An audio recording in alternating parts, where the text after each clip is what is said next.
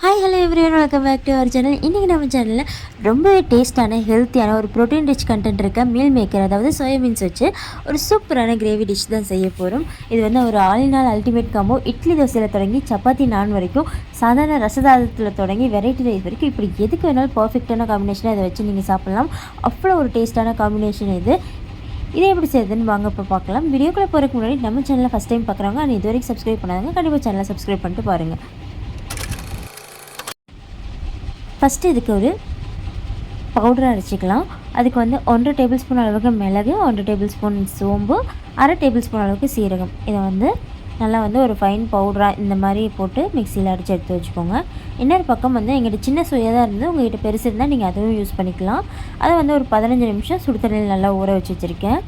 இப்போது stove on பண்ணி ஒரு கடாயில் தேங்காய் எண்ணெய் விட்டுக்கலாம். 2 பட்டை, 3 கிராம்பு, கொஞ்சமாக கல்பாசி, கொஞ்சமாக கஸ்தூரி மேத்தி, இதெல்லாம் போட்டு எண்ணெயில் நல்லா பொரிய விட்டுருங்க. இப்போது நம்ம 4 பெரிய வெங்காயத்தை இந்த மாதிரி பொடியாக கட் பண்ணி எடுத்துருக்கோம். இதை நம்ம இதில் ஆட் பண்ணிக்கலாம். வெங்காயம் தக்காளி நீங்கள் எவ்வளோக்கு எவ்வளோ ஆட் பண்ணுறீங்களோ அவ்வளோக்கு எவ்வளோ கிரேவியோட டெக்ஸ்சர் உங்களுக்கு நல்லா கிடைக்கும். வெங்காயம் நல்லா சார்ட் அவுட் ஆகணும். இப்போது இதில் பொடியாக நறுக்கின பச்சை மிளகா ப்ளஸ் கொஞ்சமாக கருவேப்பிலை இதெல்லாம் போட்டு நல்லா வதக்கி விட்டுடலாம். பாருங்கள், நம்ம வெங்காயம் கொஞ்சம் நிறையா போட்ட மாதிரி இருந்தது. அது நமக்கு எப்படி சுருங்கி வந்திருக்கு பாருங்கள். இந்த அளவுக்கு நல்லா பொன்னிறமாக வந்ததுக்கப்புறம் 2 டேபிள் ஸ்பூன் அளவுக்கு இஞ்சி பூண்டு பேஸ்ட்டு இதில் ஆட் பண்ணிக்கலாம். 2 டேபிள் ஸ்பூன் கூட நீங்கள் ஆட் பண்ணிக்கலாம். இப்போ பாருங்கள், வெங்காயம் நல்லா சுருங்கி அந்த இஞ்சி பூண்டு பேஸ்ட்டோட மனம் கமகமான்னு வரும். இப்போ இதெல்லாம் சேர்த்து நல்லா சுருங்கினதுக்கப்புறம் 4 தக்காளி, மீடியம் சைஸ் தக்காளியும் 4, உங்கள்கிட்ட பெரிய சைஸாக இருந்துச்சுன்னா நீங்கள் 3 ஆட் பண்ணிக்கலாம். இப்போ இதெல்லாம் சேர்த்து நல்லா ஸ்மாஷ் ஆகிற அளவுக்கு நம்ம வதக்கி விட்டுற வேண்டியதான். பாருங்கள், இந்த வெங்காயம் தக்காளி எந்த அளவுக்கு நல்லா வதங்குதோ அந்த அளவுக்கு உங்களுக்கு டேஸ்ட் நல்லா வரும். இப்போ ஒரு 1/2 டேபிள் ஸ்பூன் அளவுக்கு மஞ்சத்தூளும் இந்த தக்காளி வதங்குறதுக்கு தேவையான உப்பும் போட்டாச்சு. உப்பு போட்டோம்னா கொஞ்சம் தக்காளி சீக்கிரமாக வதங்கிடும். இந்த தக்காளி கொஞ்சம் ஸ்மாஷ் ஆகிறதுக்காக நான் லிட் போட்டு க்ளோஸ் பண்ணி ஒரு 10 நிமிஷம் விட்டுறேன். இப்போ பாருங்கள், தக்காளி ஓரளவுக்கு ஸ்மாஷ் ஆகிடுச்சு. இந்த ஸ்டேஜில் நான் இஞ்சி பூண்டு அரைச்சி வச்சுருந்தேன் அந்த மிக்ஸி ஜாரை கழுவி கொஞ்சமாக தண்ணி ஆட் பண்ணிக்கிறேன். இப்போ மசாலா ஐட்டம்ஸ் ஆட் பண்ணிக்கலாம். 1/2 ஸ்பூன், நான் எல்லாமே 1/2 ஸ்பூன் தாங்க யூஸ் பண்ணுறேன். ஏன்னா நம்ம வந்து ஆல்ரெடி மிளகு அரைச்சி வச்சுருக்கோம். மிளகாத்தூள், கரம் மசாலா, சிக்கன் மசாலா, கறி மசாலா தூள், இது 4லையுமே 1/2 ஸ்பூன் ஆட் பண்ணிக்கலாம்.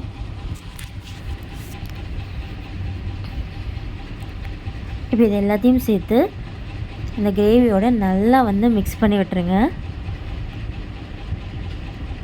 மசாலாவோட பச்சை வாசனை போகிற வரைக்கும் நீங்கள் வந்து இதை நல்லா மிக்ஸ் பண்ணணும்.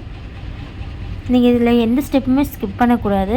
மேக்ஸிமம் வெங்காயம் தக்காளி வதங்கிறதுக்கு தேவையான ஸ்பேஸ் நீங்கள் கொடுத்தே ஆகணும். அப்போ தான் அது வந்து நம்மளுக்கு டேஸ்ட் நல்லா கொடுக்கும்.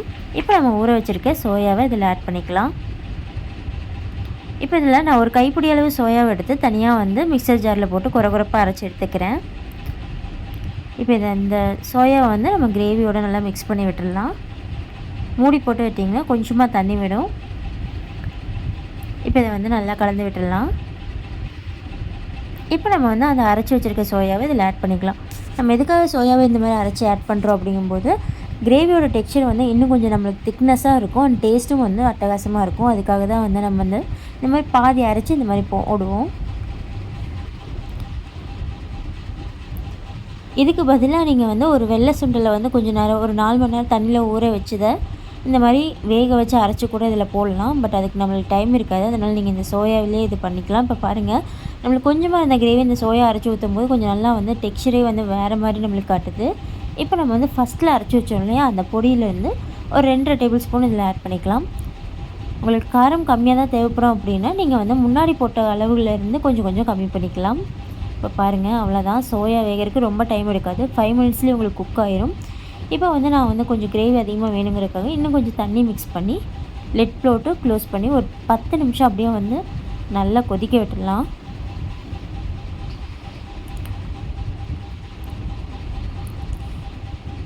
இப்போ இந்த டிஷ்ஷுக்கு தேவையான உப்பு போட்டு மறுபடியும் ஒரு 10 நிமிஷம் மூடி வச்சுருங்க.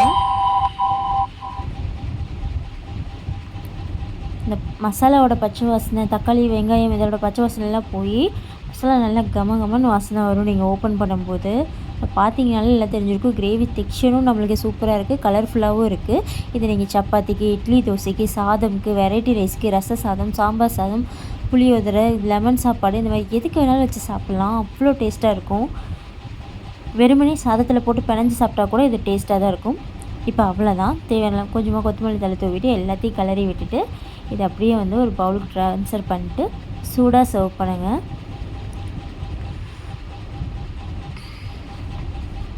இப்போ பார்த்தீங்களா ரொம்பவே சூப்பராக பார்க்குறக்கே கலர்ஃபுல்லாக அட்ராக்டிவாக இருக்குது. கண்டிப்பாக நீங்களும் இதே மாதிரி வீட்டில் ட்ரை பண்ணி பார்த்துட்டு எப்படி இருந்துச்சுன்னு உங்கள் ஃபீட்பேக் சொல்லுங்கள். நெக்ஸ்ட் வீடியோவில் பார்க்கலாம். டாட்டா.